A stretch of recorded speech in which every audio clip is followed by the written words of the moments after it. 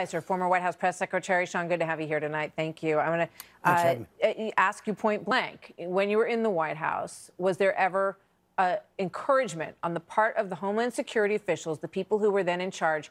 Were they nudging and saying we need to spend more resources and more energy on domestic terrorism?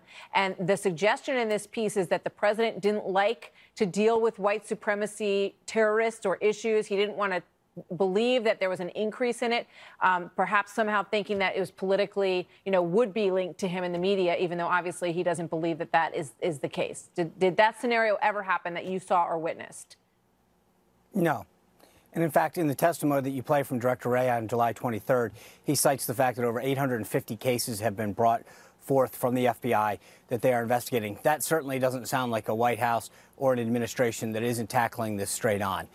So, I mean, again, I think that where do you think that story is coming from?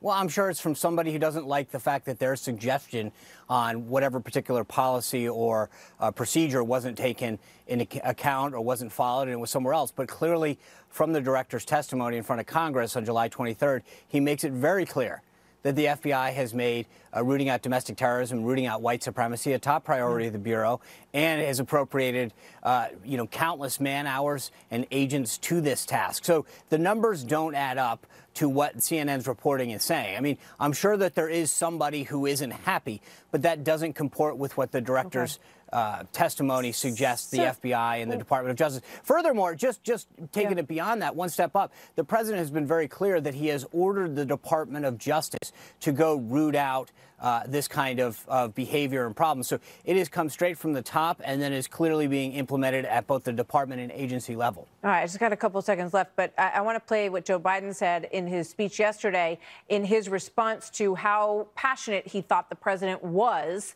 on this issue when he spoke the other day. Here's Joe Biden.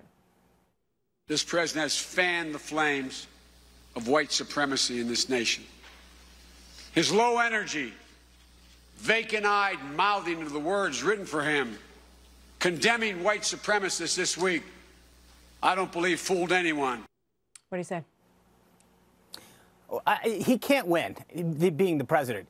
When he calls out white supremacy, when he calls out hate, when he calls for a message of unity, then they have a problem with the tone and tenor it was given in. The first State of the Union, rather, was a joint address that the president gave in February during my tenure. He led that off with a call for unity and calling out hatred. This has been at the forefront of the president's administration and his tenure in the White House. The problem is the Democrats, in case after case, don't want to take yes for an answer. Sure. They don't like how he says it or when he says it. But the fact of the matter is he's said exactly what they say he should say. They just don't like hearing that because it takes their talking point away. Sean Spicer, thank you very much. Good to see you tonight.